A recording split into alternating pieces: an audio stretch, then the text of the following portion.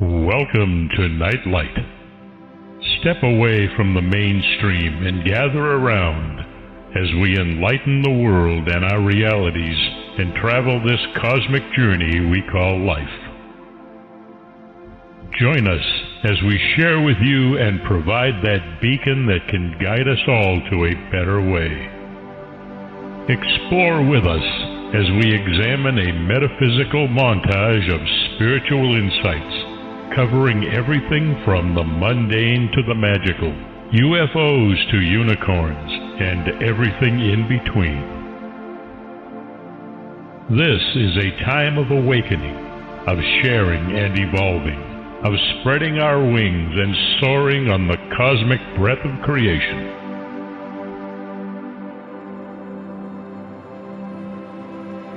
Come and join with other light-minded spirits as we weave our lights together to seek understanding, enlightenment, and with a little luck, some wisdom. This is Nightlight, a reminder that you are never alone.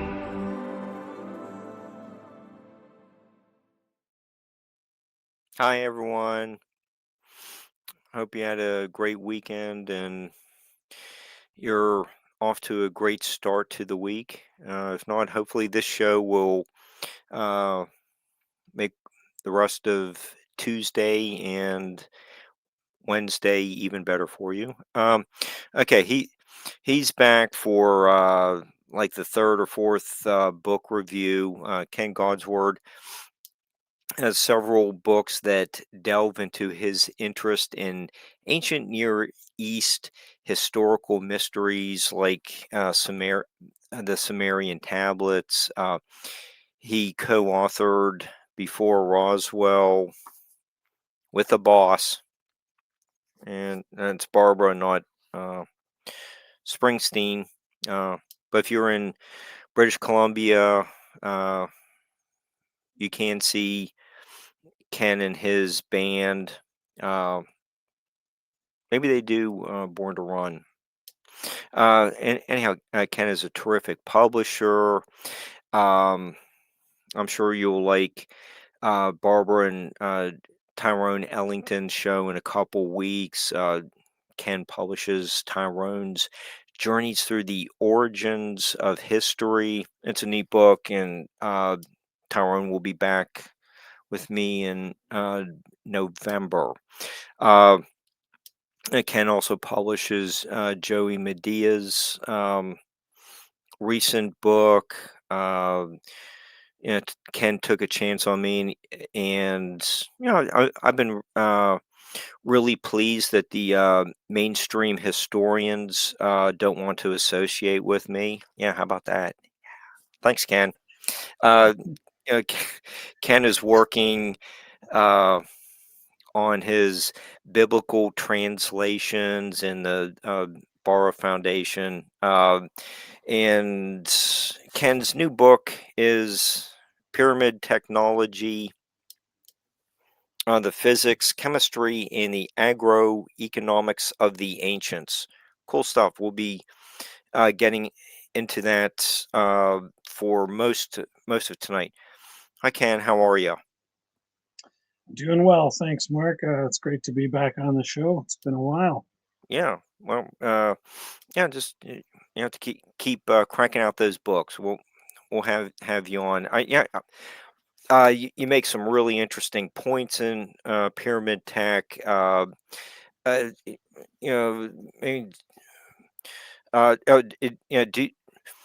do you guys do Born to Run or any Springsteen songs with your band?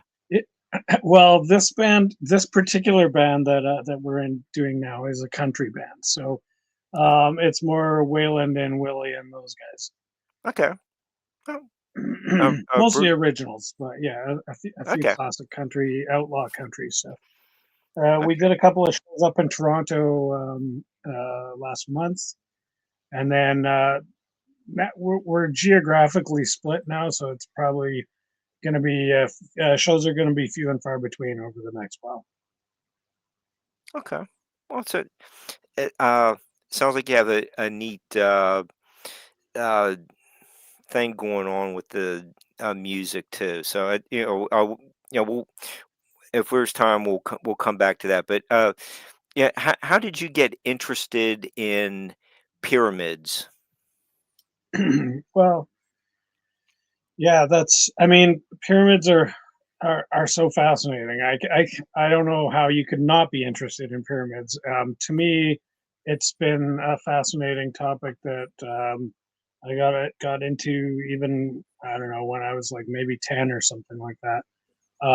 Started reading about it, and and then of course all the various different other facets of Egyptian mythology, which are very fascinating, and just all the different the figures like, Anubis and Horus and all those guys, and especially with their half human, half animal characteristics. I always thought that was quite fascinating. But for a long time, I believed the stories that the pyramids are tombs, Hmm. tombs for the pharaohs, and the pharaohs built these massive monuments in order to get to be buried there. Um, and then, so then years later, people started talking about, kind of questioning that narrative. And to me, a lot of those questions made sense, where it was, people were pointing out the fact that they're all the pharaohs that we have found um, mummies of are mostly buried in the Valley of Kings, which has no pyramids. And then, of course, there are some other ones that are buried near pyramids, but never in a pyramid and never directly underneath a pyramid. Um, and that's so there's out of that, this other narrative, kind of counter narrative, has flowed that says there's never been a mummy found in a pyramid, which isn't totally true, but it's mostly true. So I kind of wanted to dive into that, the sort of the fine tunings of that, as well as um, this discrepancy that I noticed, and I think other people have noticed it, but not too many people are talking about it too much. But um, there's this uh, in the ancient Egyptian sites. There's of course lots of hieroglyphics. Hieroglyphics have been very well studied, and I think that there's a pretty good body of knowledge in terms of what they mean. I haven't done a lot of delving into that, but I'm going to take it at face value that the people who have been studying hieroglyphics for the last 50 years have come up with a pretty reasonable interpretation of those. And so there's a lot of knowledge that we've gleaned from interpreting and translating the hieroglyphics.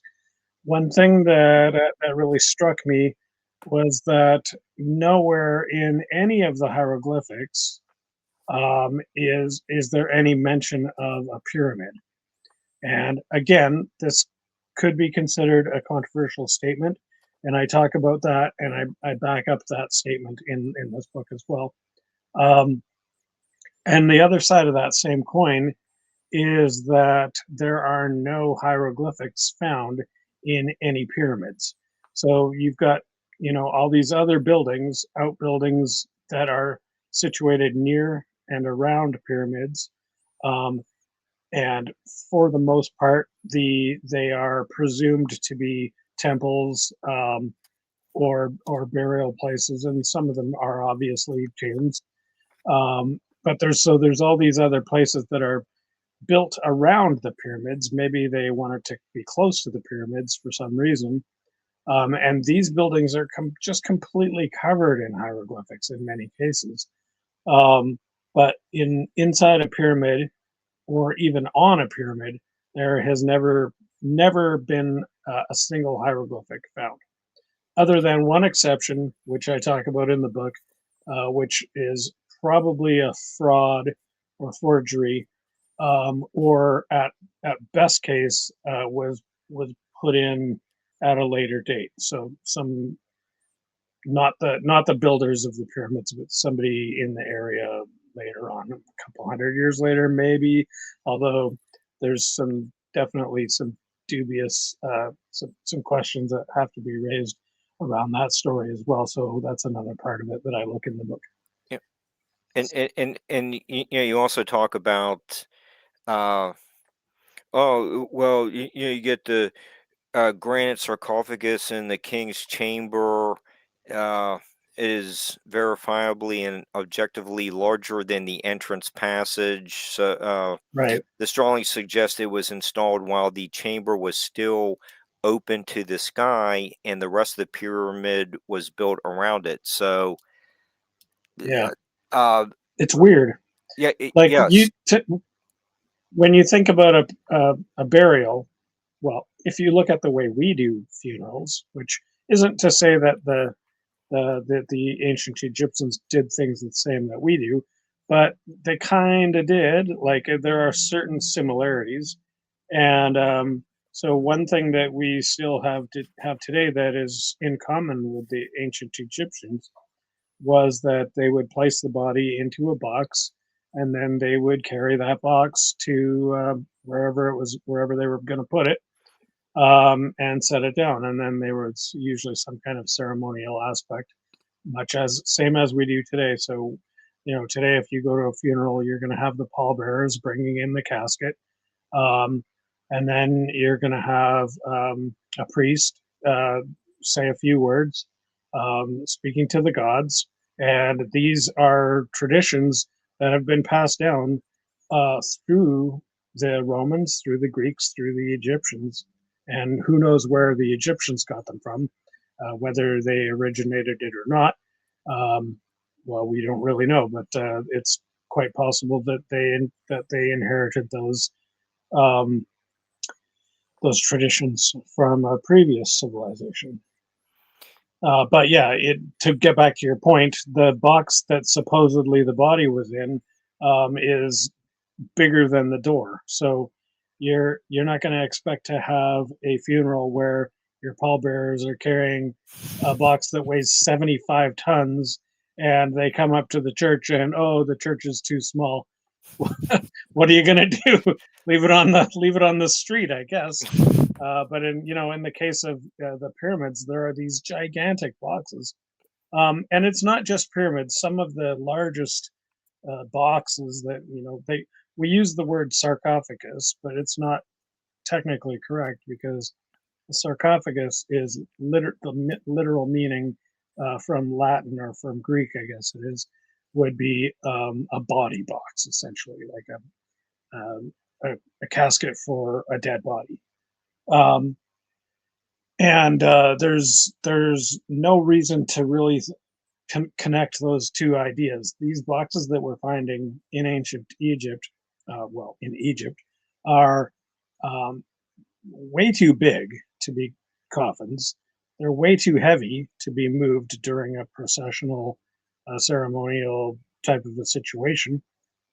You would have to have cranes and like thousands of people pulling these things around. That does not make for a good funeral. Do you really want to have your foreman yelling at his work crew when you're trying to have a ceremonial moment to remember your king? I don't think so. no. Yeah, so the whole story just doesn't add up, and there's a lot of other people who've put a lot of time and energy into proving that as well. So I'm not trying to recreate the wheel on that, but it's certainly part of the story that's interesting. Okay, and you've also been to uh gone on vacation to Mexico City.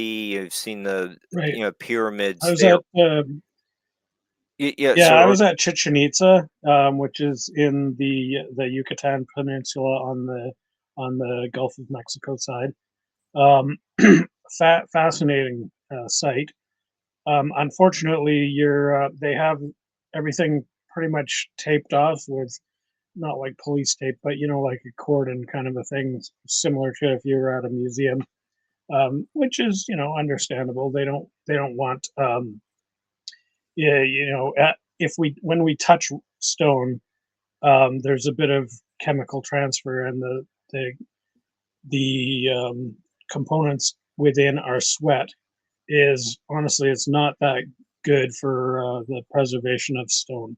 And so you can see other monuments like elsewhere in the world, like perhaps Stonehenge, or even in some of the Roman and Greek cities where they have, a lot of statuary, and those statuary, those stone elements are noticeably worn. Like, I mean, it's still going to take a million years for them to get damaged too badly, but I get the fact that okay, we're trying to preserve it.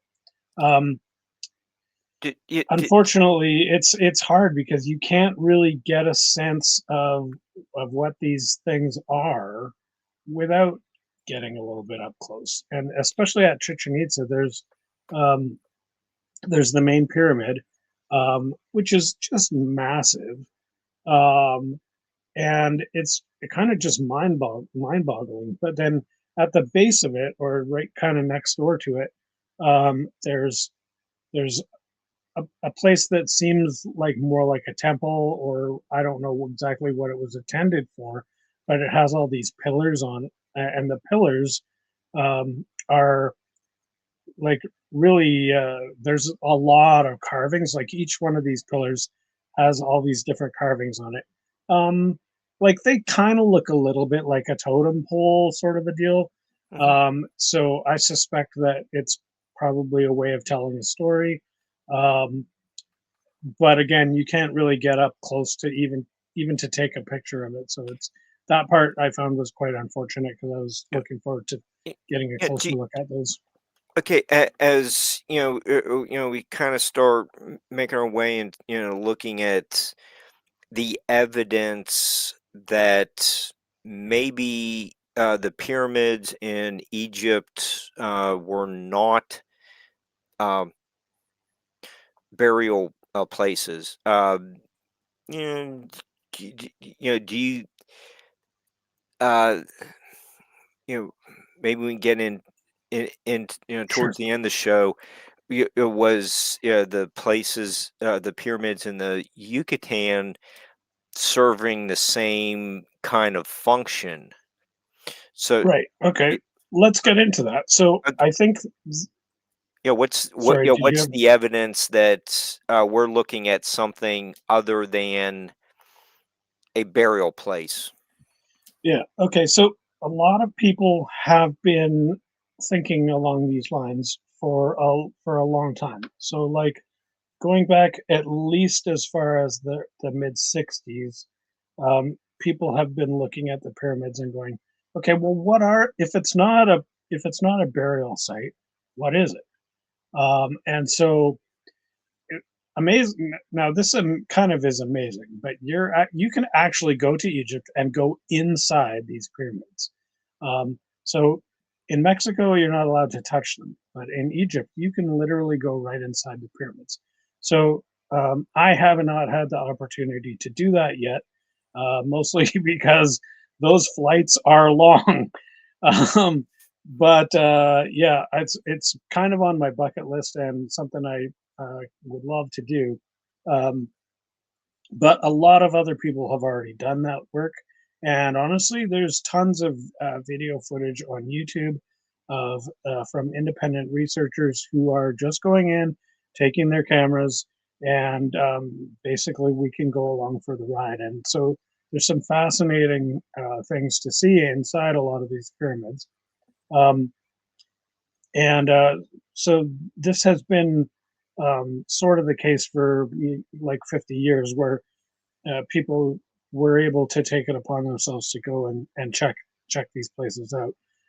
So back the original people who discovered the pyramids in Egypt were typically French, German, British, and American archaeologists. Well, they made up archaeology. The archaeology didn't exist.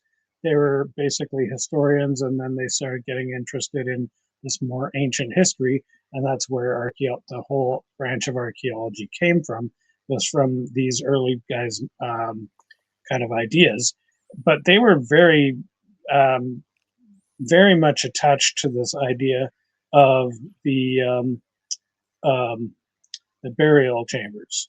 And so they would propose, you see the Great Pyramid of Giza has these gigantic rooms inside of it, and so these early explorers would they were the first people writing about these structures to a European and American audience, and so for the rest of us, basically, we're spoon-fed their ideas.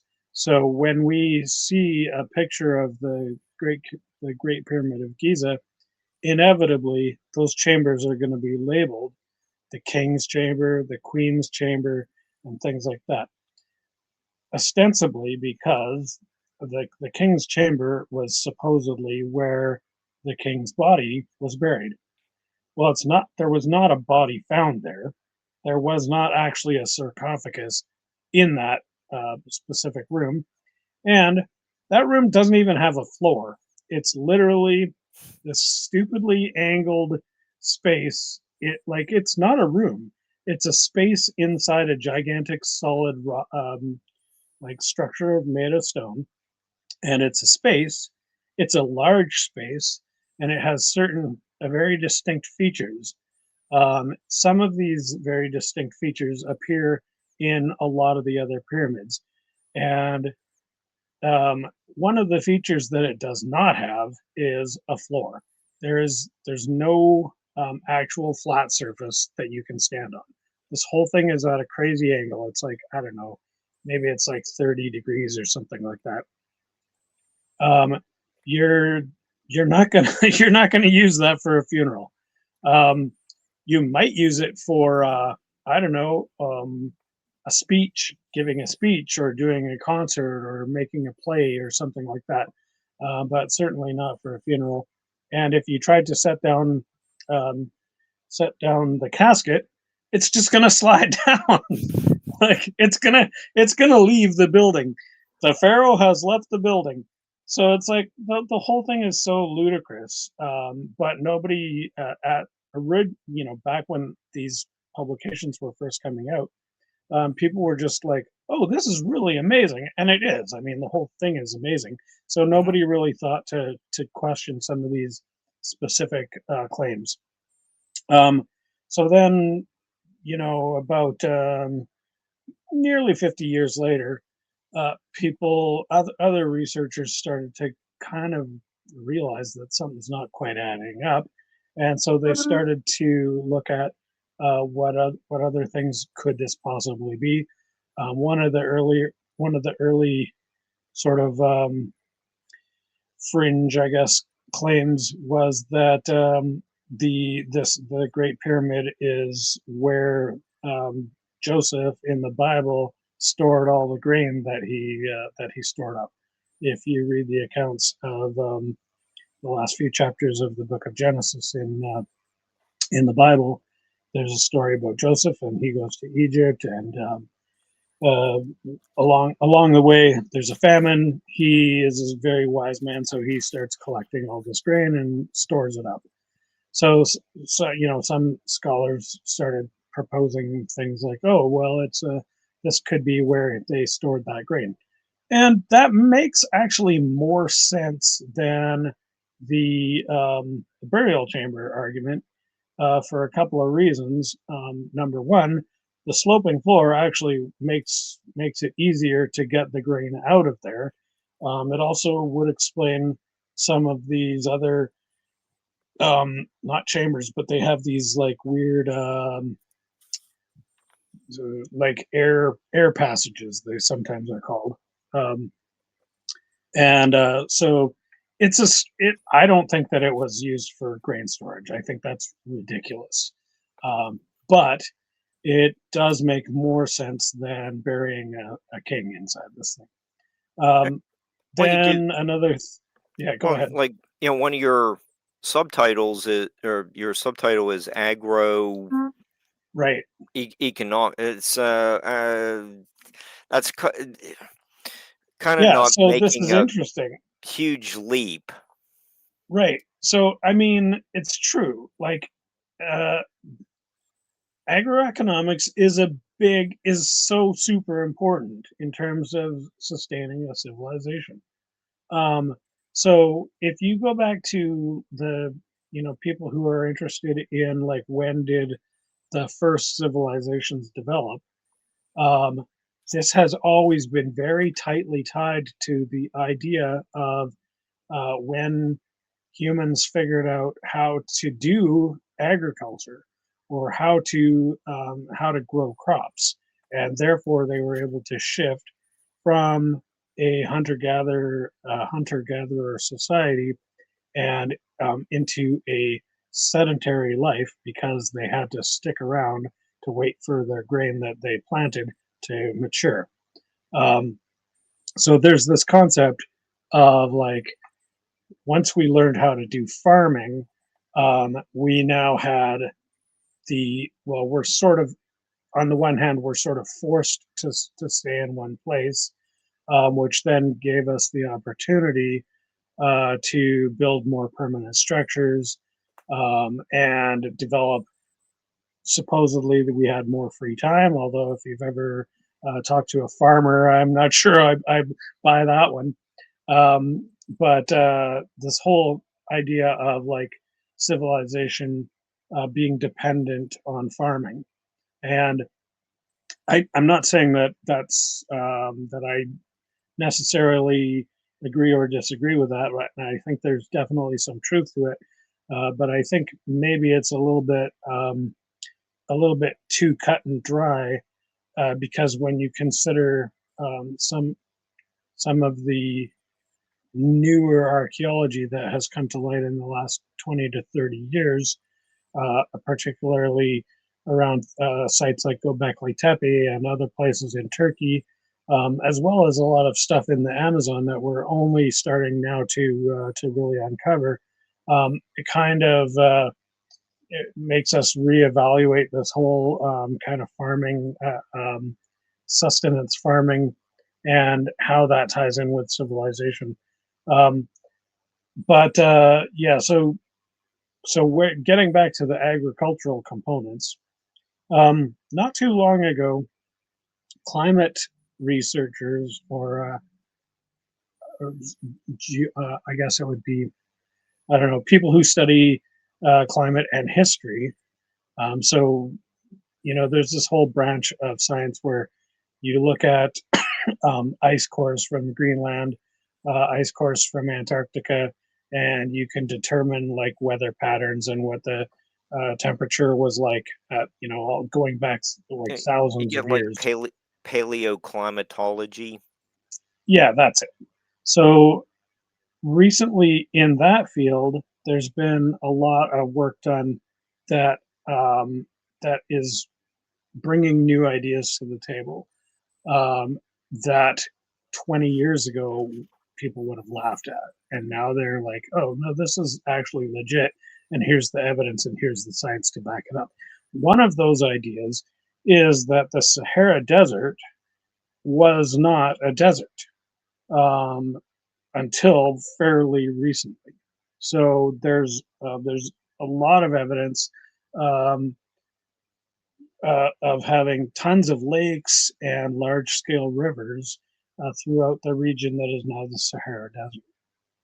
Um, so this, if anybody wants to check that theory out later, you can Google Green Sahara, and there's tons of information out there.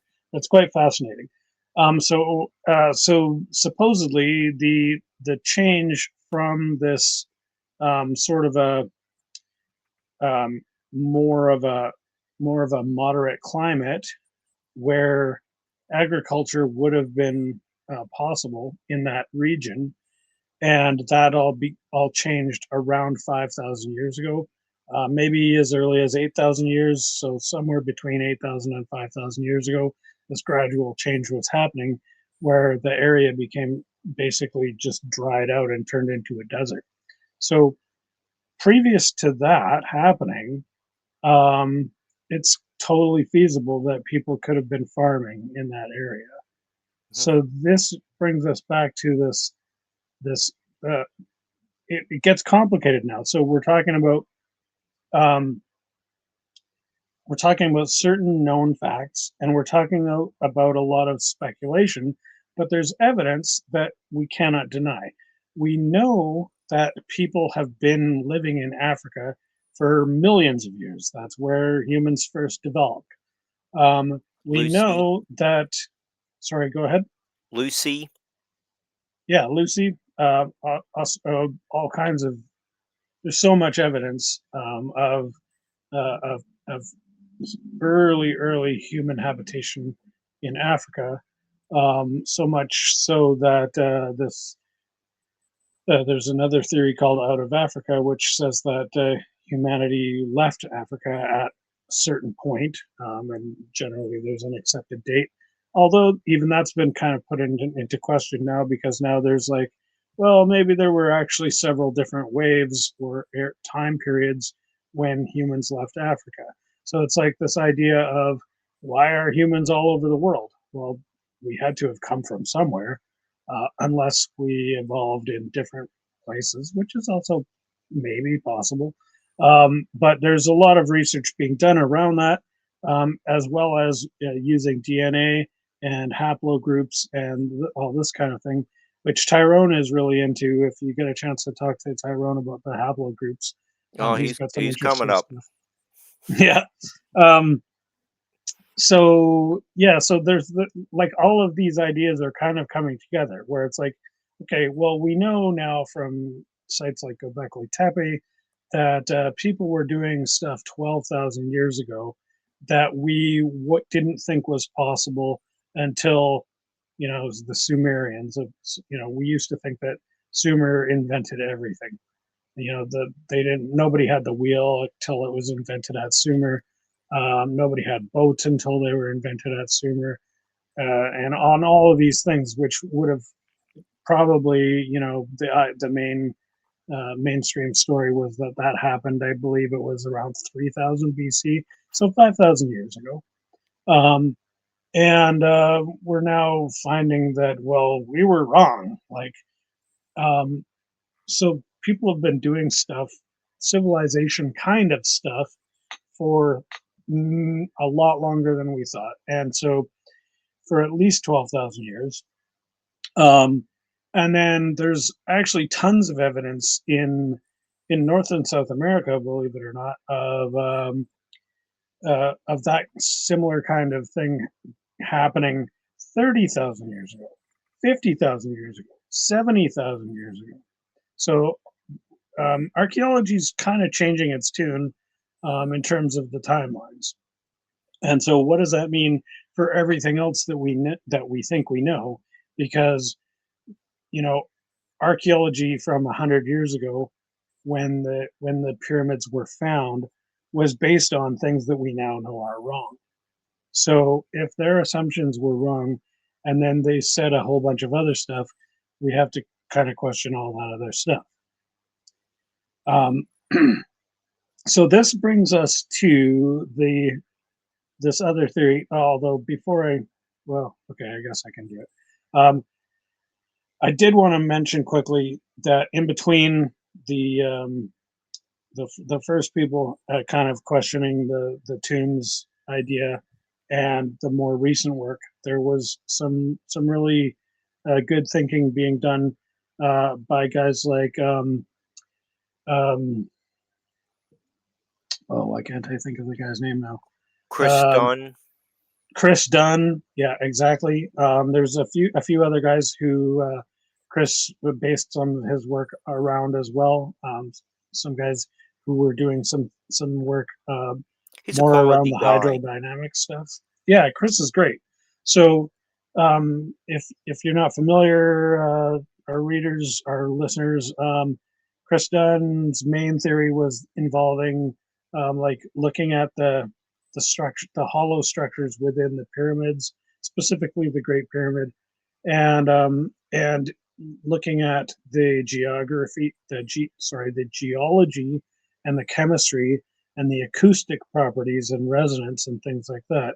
And because he noticed some weird stuff with the way the structures are shaped and the way various pieces of them are put together. And so he came up with some really interesting observations about some of the acoustical properties, which I find quite fascinating, although I don't quite necessarily agree with what his end conclusion was. But I think that a lot of the analysis that he performed is like really solid evidence. So now there's a new guy come on the scene. His name is Jeffrey Drum, and Jeffrey Drum went in with more of a chemical background, and he actually was in Egypt not like just a few years ago. I believe it was 2017 when he first visited there, and he went into the Red Pyramid, which is at Dashur. So this is about an hour south of Giza, and one thing that he noticed that really struck him was this strange smell inside this pyramid. And it turns out lots of other people have noticed this as well. But inside the Red Pyramid, it smells like ammonia. And Jeffrey's, was that really struck him. And, when he asked the tour guide about it, the tour guide was like, oh, it's just because of the bats. But there's no bats. Like, where are these bats? So, and where's the bat shit? You say that it's bat guano that makes the smell, but I don't see any. So why am I smelling it? So, it's kind of one of these like swamp gas explanations where people are just trying to, oh yeah, don't worry about it. Just pay no attention to the man behind the curtain. And I think that disturbed Jeffrey, and he did not accept that answer. He knew there was something was not adding up. So after a few years, he kept on working on, looking at some of the other evidence that he was able to collect from other pyramids in Dashur specifically. So Dashur has three pyramids. There's the Red Pyramid, there's the Step Pyramid, and the other one, the Bent Pyramid. Yeah. So essentially, I don't want to like give away all of Jeffrey's thunder because he's got this amazing theory. So he's got tons of YouTube videos. If you Google Jeffrey Drum, or better yet, Google the Land of Chem, and that's CHEM, the Land of Chem, and he will walk you through his theories. But essentially, what it boils down to is that the pyramids, particularly these three pyramids at Dashur, were essentially chemical factories. So they would, and this ties back to the agricultural aspect. So what they would do is, remember back 8,000 years ago or 5,000 maybe, they had farming in Egypt, like a lot of it because it was rainy. And so they would take cow manure and they would shovel it down into this, into like a holding tank. And then they would allow some water from the river to go in and flood that. And then it would sit there and boil down and just get yucky and stinky and gross. And what it would do was it would make ammonia. No, sorry, it's not ammonia. The first step is, sorry, my chemistry is failing me. But essentially, ammonia was the second step. So the first step was whatever it was, whatever this other thing is. So go check out Jeffrey's videos. But basically, the idea is that there's a series of processes where it starts with cattle manure, and then it goes methane. That's what it is. So the Okay. cattle manure creates methane, which is definitely something that happens chemically. Like if you have access to a lot of cattle manure, you can make yourself some methane. It's quite easy. And then the second stage was to take that methane and convert that into ammonia, and that explains why there's this vast smell of ammonia in the red pyramid. And then so basically, Jeffrey's presenting this idea, and he's going through the chemistry and showing us, yeah, this actually works. And so here's the really crazy part. The process that Jeffrey describes for making ammonia is the exact same process that we still use for making ammonia. Of course, we do it in steel tanks, and they were doing it in these large rooms inside a huge stone block. And so, and I'm going to come back to this process in a second, but before I do, I just want to mention that the reason that why would an ancient Egyptian need ammonia? Why would they even want it? How do they even know about it? Well, it turns out that the reason they would want it is the same reason that we want it today, because right now we generate a lot of ammonia. And there's a primary reason for that, and that is to make fertilizer. So again, it comes back to the economics of agriculture. If you already have a field full of grass and cows that are eating that grass and pooping for you, you can now make that poop into ammonia and make that into fertilizer, put that fertilizer back out on your field, and you're going to have twice as much grass for next year's cows. So this whole thing is a very highly profitable economic generator. So when you think about pyramids and the amount of work and effort and labor and investment and just frankly tons of, like, billions of dollars, if you wanted to create a pyramid today, it would probably cost over $1 trillion. And that's just to get the stone and the labor. Like, I don't even know about like there's just so many other components. Who designed the thing? How did they know how to do that? So there's all of these crazy questions, all of which would be extremely cost prohibitive. Why in the world would anybody go to all that trouble? Because it's going to make you billions of dollars, because you're going to put that fertilizer back onto your fields. That's the only reason that anything is viable, is that if it's economically viable. So I think Jeffrey's theory is really the only theory that has anything close to having a good reason to build the pyramid. Now, here's the second part. Okay, so they're going to do that.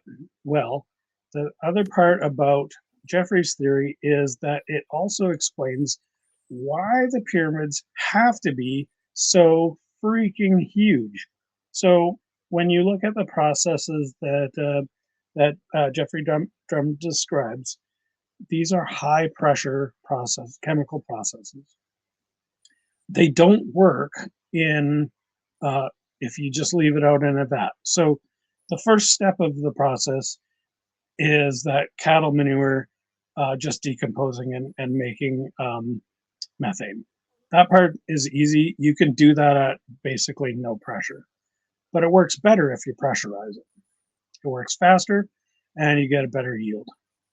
When you come to the second stage, if you don't pressurize it, literally nothing is going to happen.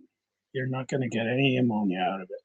So in order to make this process work, they had to pressurize the various components. How to do that? Well, as it turns out, the internal structures of almost every pyramid. So I'm talking about the red pyramid specifically, but also there's similar structures found in the bent pyramid, the step pyramid, the pyramid at Giza. This is the famous King's Chamber now. So remember the shape of the King's Chamber, and it's got that weird, like the floor is all crooked, and the ceiling has this crazy pyramid or like triangle structure. The reason for all of this is because as you fill these chambers up with water, this also explains why there's these shafts going down to the bottom. So in Jeff's theory, you have to have a source of water. Well, the Nile River is right nearby. And you have to be able to elevate that water or use pumps of some kind. So he goes into the pump side of it. And this is where Chris Dunn comes in. Chris Dunn, a lot of Chris Dunn's work is covering these pumps, and some of the predecessors that Chris built his ideas off of. I also go into more detail in the book, but about this whole water pumping action of the pyramids. So it all ties together. You pump water up to the top of the shaft, and you let the water go down the shaft. It starts filling the interior of the pyramid, and as you're doing this, you also load in your chemicals, like your methane in this case. So you put your methane in, and then you start pouring water underneath it. As you do that, the water level keeps rising, and particularly in the case of the red pyramid, you can see how the structure, and I have a lot of diagrams in the book that show the actual internal structure and how the pressurization rises as we would pour water down into the pyramid. Yeah, so there's Mark's showing us a picture here. So these chambers are essentially pressurization chambers. How they work is that you have to pour water into them, and then as the water rises, by the time it gets to the top of the chamber, the air has been compressed I believe it was like, if you're looking at it there, correct me if I'm wrong here, Mark, I might not get the right number, but just off the top of my head, I'm going to say like 300 atmospheres. So like that's 300 times our regular air pressure. In PSIs, I can't remember what it converts to, but it's like this pretty high pressure thing, which is like, I feel like it was like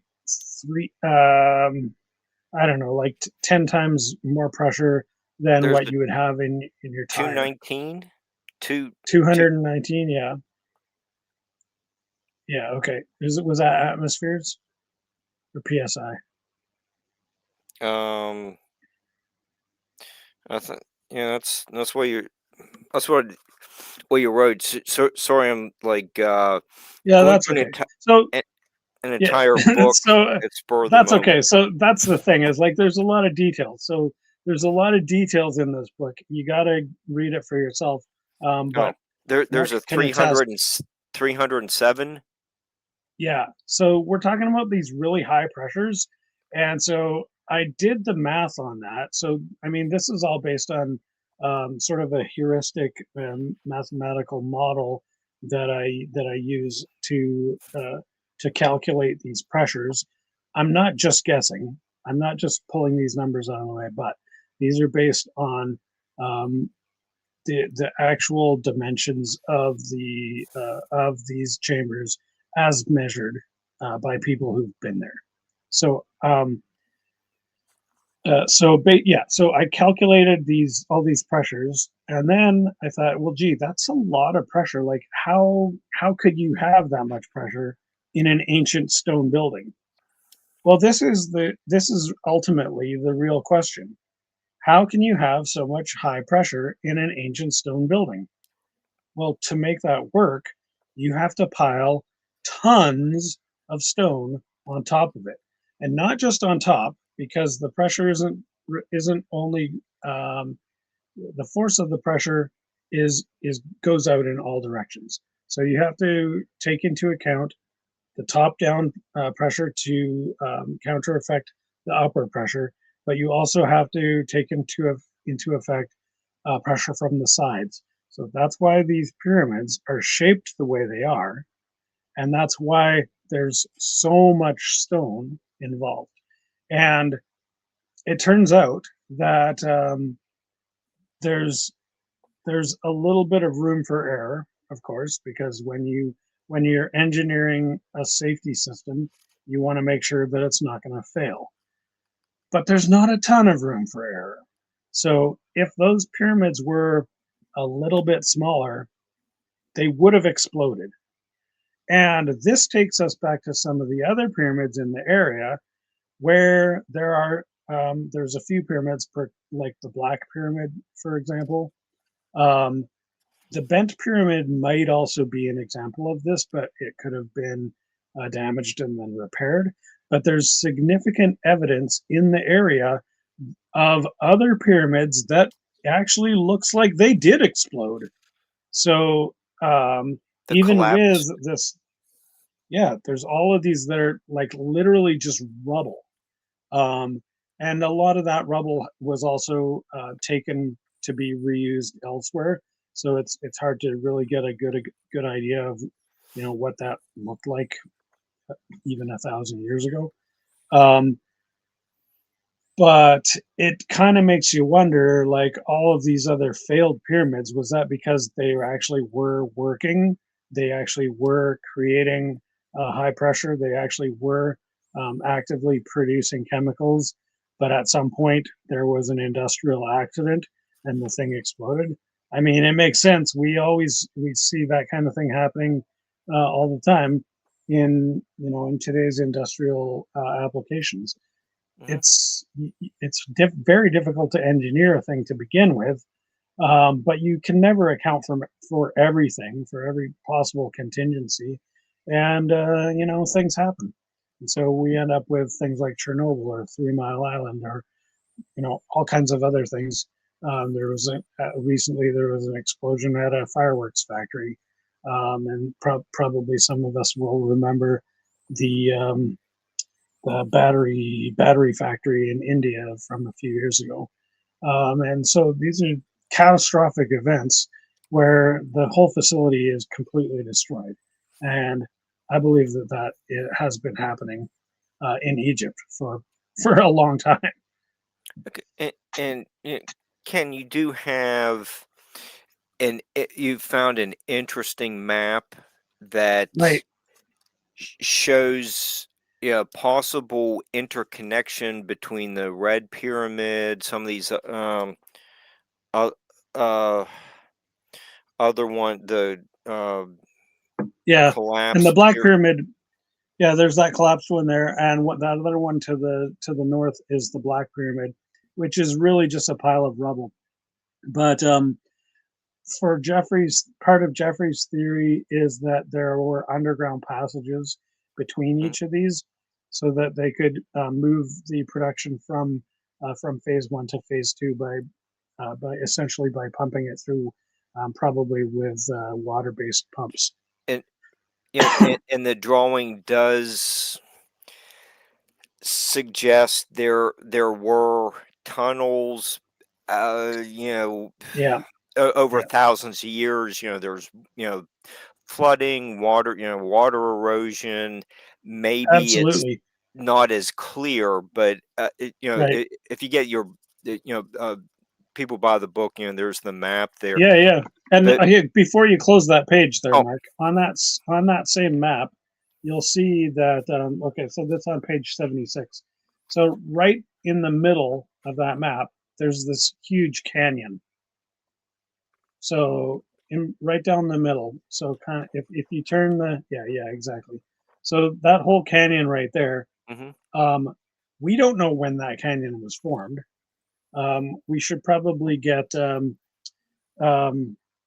Robert Schock out there to do an analysis on see if he could date that that essentially that whole valley, because that whole valley could possibly have been formed as part of it out of a cataclysmic event from an industrial accident involving like a lot of water runoff.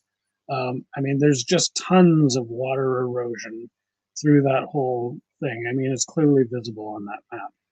Mm-hmm. And you can even see it on Google Earth if you drill down into Google Earth and zoom out on some of these areas. You can clearly see that it's very clearly that there's water erosion happening here. And again, this goes back to Schock's argument. When was the last time that we had a lot of rain in this area? 5,000 years ago. So if my theory is correct that this is because of industrial accidents, that means that these industries were operating earlier than 5,000 years ago. And people think it's a little out there. That's typical of what you get on late night podcasts.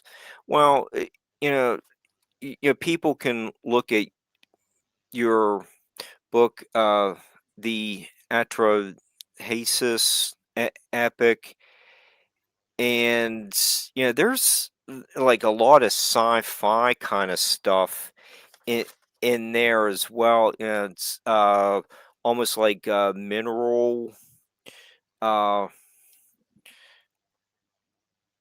like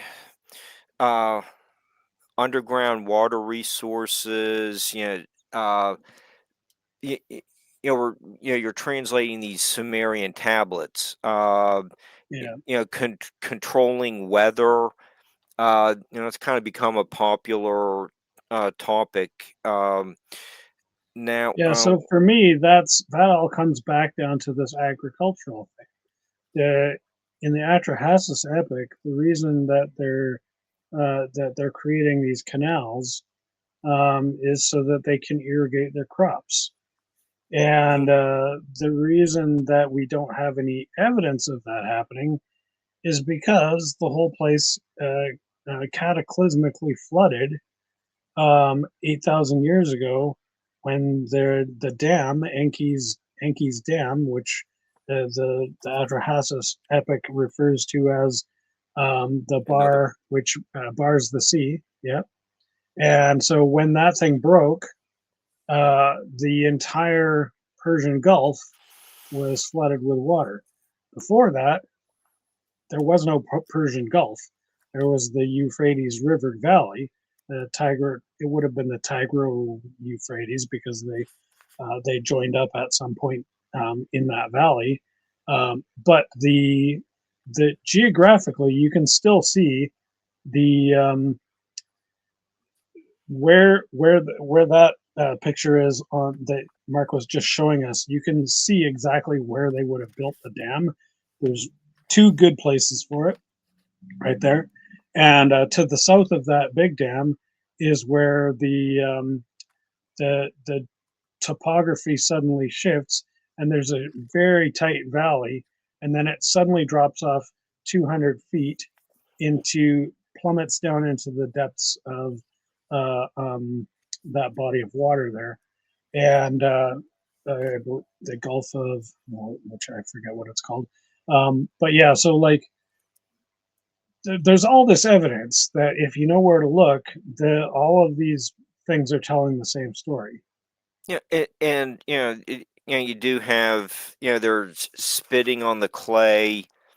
This is an understanding thousands of years ago of minerals, whether it's clay making ammonia, some of the other stuff that's being made at the pyramid factories. The methane.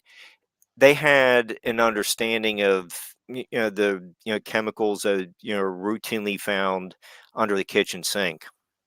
Right. Hey, So you know what? I hadn't even thought of that with the spitting as a in terms of the chemistry thing. That's that's pretty cool. that's why I'm a highly paid podcaster. So Exactly. yeah, Ken, you have band practice starting in like a minute. I Yeah, don't want to hold you up. Going over Ring of Fire. But yeah, how do people get a hold of you? Your websites and stuff, and we'll wrap it up there. sounds great. So you can go to dimensionfold.com. That's my main thing.